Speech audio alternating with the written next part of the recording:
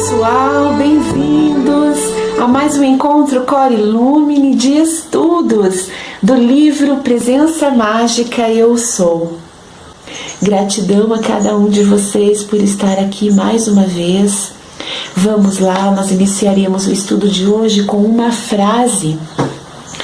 É uma frase que foi colocada e que é, na verdade, um convite a cada um de nós à quebra de paradigmas, de preconceitos estabelecidos que nos são limitadores para as nossas experiências, para as nossas vivências, tanto conscienciais quanto concretas, materiais, com esses grandes mestres da humanidade que se colocam à nossa disposição para colaborar conosco no nosso processo evolutivo ascensional.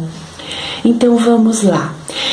Também é interessante, pessoal, que cada um de vocês, antes de iniciar o estudo, faça uma prática meditativa, rapidinho, alguns minutinhos apenas, de estabelecer o cinturão eletrônico de proteção e a reserva energética através de um decreto estabelecido aqui no próprio livro Presença Mágica.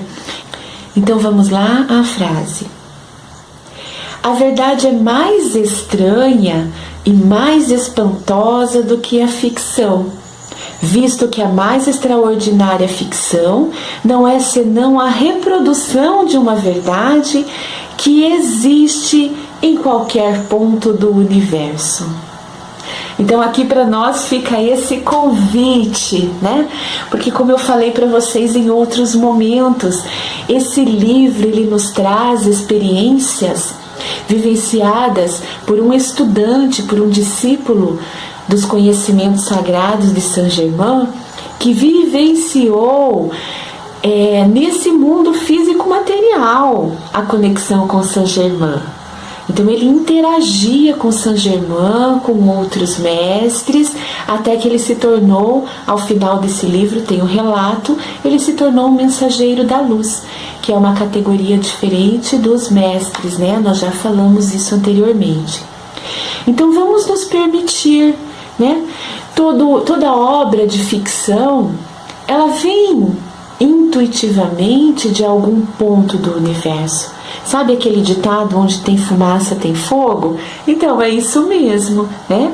Muitas vezes na leitura do livro Presença Mágica e do livro Mistérios Desvelados, parece que é algo sobrenatural, que é algo paranormal, né? Que são milagres acontecendo. E Saint-Germain nos traz que todas essas vivências são naturais, possíveis para todo ser humano. Nós é que temos as barreiras, né? As limitações que não nos possibilitaram acionar todas as nossas faculdades intelectivas, né? As nossas faculdades da inteligência, as nossas faculdades dos 4 corpos fundamentais para vivenciarmos essas experiências, mas elas são possíveis. Então o convite que fica para nós é: permitam-se experienciar. Então vamos lá, vamos iniciar agora o capítulo 1. Estamos no material impresso na página 15. O título do capítulo 1: Uma estranha ocorrência.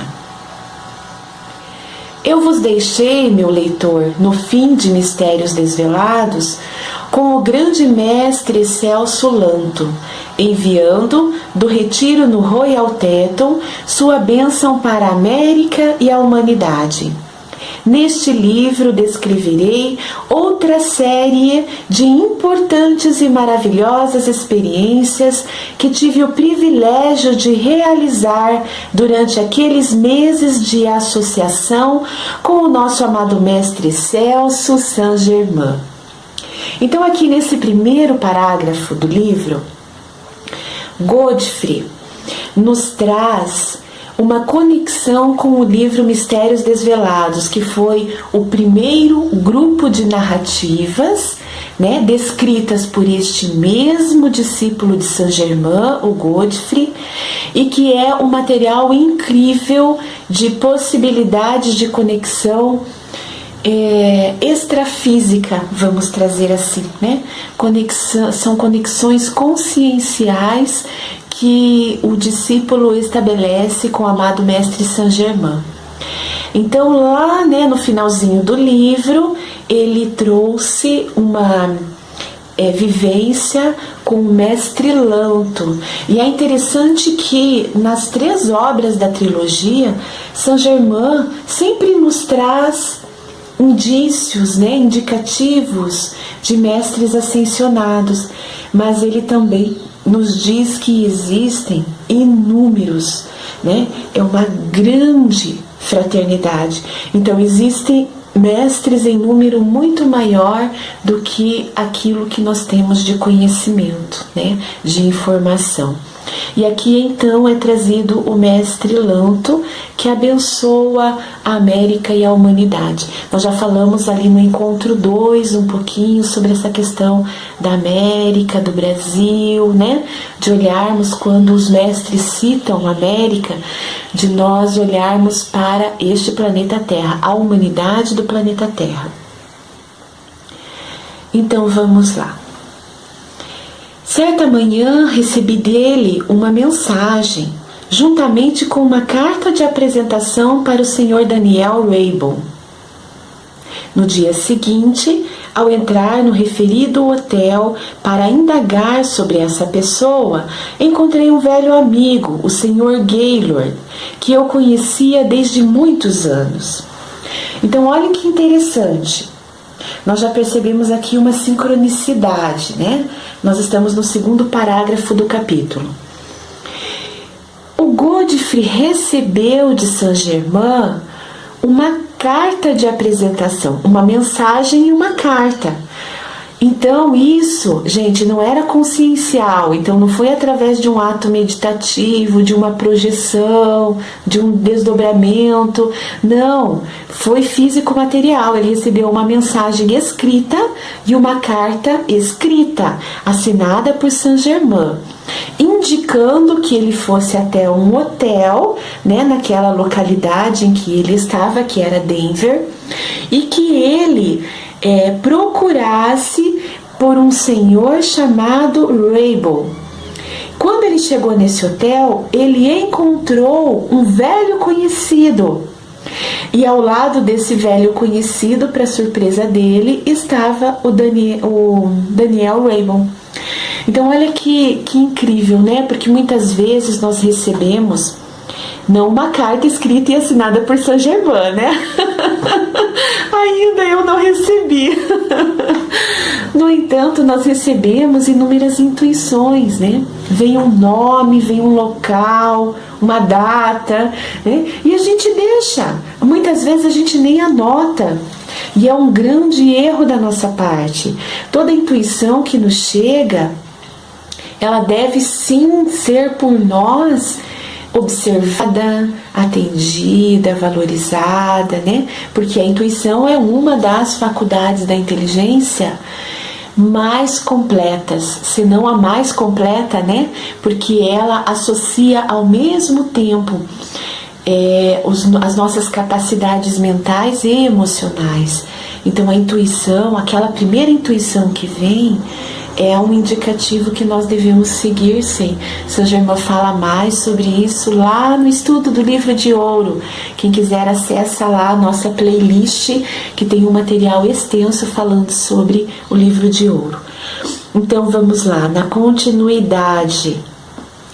Entreguei-lhe a carta de apresentação e depois de alguns instantes de conversa, concordamos em jantar juntos naquela tarde.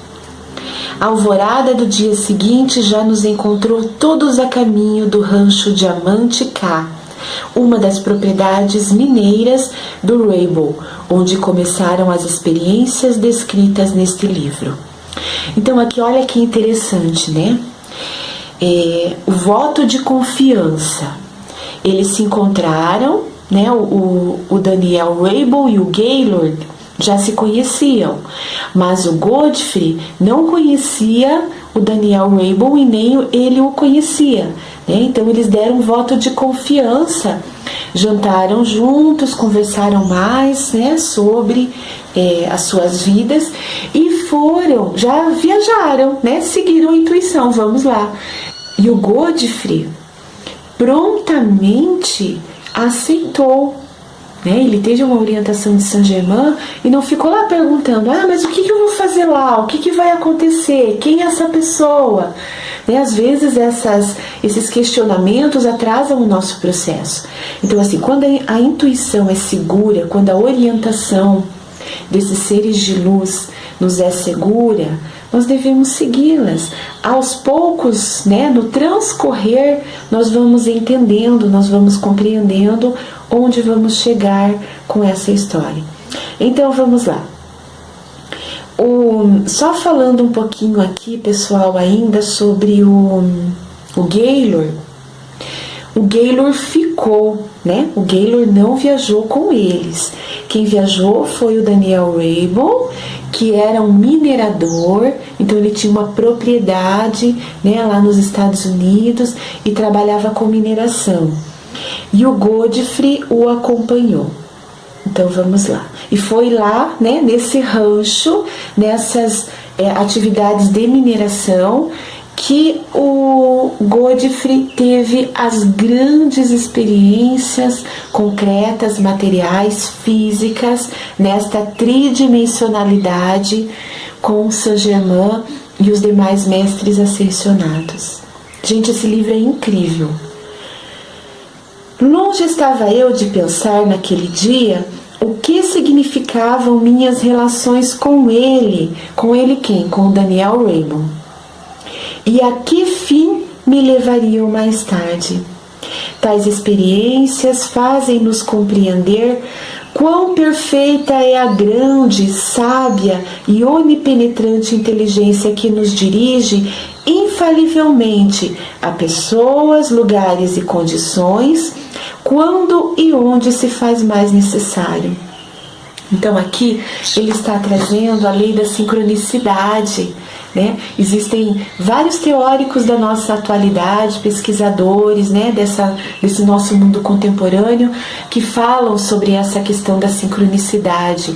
E Saint-Germain, já no livro de ouro, também nos traz, né, esse princípio de que quando estamos com o nosso eu superior acionado, quando estamos conectados com a presença eu sou, cada um de nós é a pessoa certa, no lugar certo, na hora certa. Isso é a sincronicidade. E quando nós entramos nesse movimento sincrônico, os maias também trabalham muito essa questão, né? Lá na ancestralidade, a civilização maia já trabalhava todos os sincronismos, né? Os ciclos planetários, né? Os ciclos da Terra, os ciclos da Lua, e é incrível o sincronismo que há em todo o universo. Minha impressão sobre o Raybon foi muito agradável, porque toda a sua atitude era de harmonia e bondade, e ao mesmo tempo senti ser ele um homem de caráter forte, com pronunciado senso de honra. Então aqui percebem que o Godfrey acionou outros campos de percepção, porque materialmente, fisicamente, ele não conhecia o Daniel Raybon. Então, como ele sabia que ele podia confiar, né? Como ele sabia que aquela carta assinada por Saint-Germain era realmente de Saint-Germain? Então, foi necessário que ele acionasse os outros campos de percepção para se sentir seguro, né? E aí ele teve, então, essa constatação de que o Daniel Raybon era sim uma pessoa confiável. Ele não sabia nada sobre a vida do Daniel, né? Ele não sabia nada sobre a ligação, a conexão dele com Saint-Germain, mas confiou. Tinha a cabeça muito bem delineada, feições clássicas, cabelos grisalhos, cor de aço e olhos penetrantes de um tom cinza azulado. Era de porte ereto e devia ter 1,85 m de altura. Então essa descrição física aqui do Daniel Raybould é importante para nós, tá? Logo ali, mais à frente no livro, vocês vão entender por quê. Então percebem que com essa descrição, nós temos a clareza de que o Daniel Raybould já era um senhor de idade mais avançada. Estamos agora na página 16. Tinha um filho de 18 anos e uma filha de 16, que acabava justamente de voltar da escola no leste. Chegamos ao nosso destino, onde os jovens nos encontraram junto ao trem. Depois de palestrarmos uns momentos, entramos no vagão de Raybould e rumamos para o rancho, cerca de 32 quilômetros distante.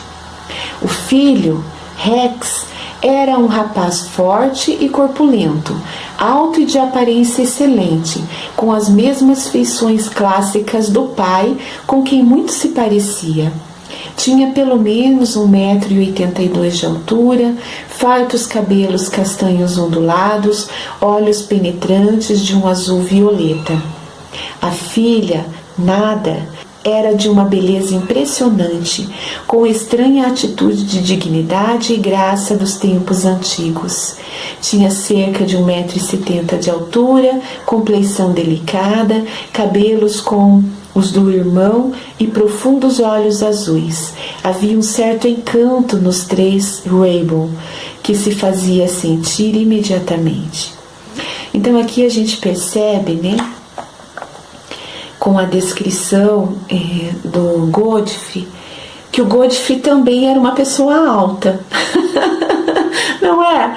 Porque ele fala assim, ele fala com muita precisão a altura, né? Principalmente ali do Rex, 1,82 m pelo menos, ou seja, se ele viu que o Rex tinha essa altura, é porque ele também tinha, né? Ele comparou, ele fez ele teve um parâmetro ali, né? Já a Nada, né, a filha do Daniel Raybould, ele falou em torno de 1,70 m, né? Então assim, ele fez uma média. Então vamos lá. A localização maravilhosa e a beleza da casa deslumbraram-nos, pois está situada à entrada de um estreito vale, estendendo-se para o oeste, circundada pelas grandes rochosas. Então aqui ele começa a localizar, a nos localizar, né? Então assim, se vocês forem em busca, né, onde ficam as grandes rochosas, vocês vão localizando as passagens secretas. Agora despertei, né, a curiosidade de vocês. Que passagens secretas são essas? Gente, esse livro é cheio de passagens secretas. É maravilhoso. Então vamos lá, né, na continuidade. Ao norte, um elevado cume ergue-se a mais de 2.400 metros. A casa, com frente para o sul, era construída de granito azul acinzentado, dando ideia daqueles castelos equipados com torres dos tempos medievais na Europa ou das construções antigas do faroeste. Os terrenos que contornavam a casa estavam belamente delineados e perfeitamente cuidados. A própria construção era ampla e de forma regular, com uma torre em cada canto. E a do sudoeste, com frente para as montanhas, formava uma grande sala circular no terceiro andar. O resto da estrutura era de 2 pavimentos apenas, e evidentemente era construída para durar muitos e muitos anos. Pessoal, aqui vale a pena, né? Principalmente quem fez já o estudo do livro de ouro, a metodologia utilizada é bem diferente dos dois livros, tá? Então, assim, o livro de ouro é um manual para o nosso dia a dia, né? Esse livro, Presença Mágica, e o livro Mistérios Desvelados, eles são narrativas, então a linguagem é completamente outra. E aqui nós temos nessa descrição, né, vocês vão perceber que o escritor deste livro, né, o Godfrey, ele é muito detalhista, muito. E ele nos traz elementos que a gente se pergunta assim, por que ele está detalhando tanto isso, né? Vamos direto ao ponto. Primeiro porque ele é um escritor, né? Então assim, ele tem toda essa linguagem, essa percepção aguçada, né? De todo o entorno, de captar os mínimos detalhes para nos trazer uma realidade mais concreta, para nos levar, na verdade é isso, né? Para nos levar até lá, para nós vivenciarmos em detalhes aquilo que ele está narrando aqui. Dentre as informações que ele traz nessa narrativa inicial, nós temos aqui um elemento bastante importante. Olha o que ele fala da construção, que tem torres, que parece um castelo medieval, que ela foi construída para durar muitos e muitos anos. Então aqui tem um elemento bastante importante que a gente vai retomar dali a pouco, tá? Daqui a pouco, na verdade, daqui a pouco. Então vamos lá. Daniel Raybould, aos 20 anos, herdara toda a propriedade de um tio que viajava muito e estava profundamente interessado em pesquisar assuntos transcendentais, tendo vivido muitos anos na Índia e na Arábia. Então olha aqui a questão da ancestralidade, né? Assim, o Raybould, ele herdou essa propriedade de um tio que também tinha um viés transcendental. Então ele não era apenas um empresário associado à extração mineral, né, comercial, não era puramente comercial. Ele tinha um interesse por assuntos transcendentais, né? Então assim, vai fazendo uma reserva energética no ambiente. Aqui no transcorrer do livro, nós vamos falar bastante sobre essa questão de reserva energética, tá? Quem quiser mais informações sobre isso, busca lá o capítulo 3 do livro de ouro de Saint-Germain, capítulo no qual ele fala sobre o cinturão eletrônico de proteção. Lá também nós falamos um pouquinho sobre reserva energética. Então vamos lá, né? Assim, a gente já percebe, né, dessa forma que todo aquele ambiente há muitos e muitos anos estava preparado para uma conexão transcendental. Ao chegarmos em casa, Rex mostrou-me uma série de quartos no segundo andar do canto sueste. Logo após anunciarem o jantar, saboreamos uma deliciosa refeição servida numa mesa lindamente aparelhada. Enquanto jantávamos, entramos em discussão sobre os nossos planos. Então aqui eles já começam a estabelecer um plano de ações. Eles já começam a ter uma maior clareza da função de estarem todos juntos ali, naquele momento, né? Naquele eterno agora. Lembram que lá no livro de ouro nós estudamos essa questão do eterno agora? Então quem não estudou, volta lá na playlist do livro de ouro.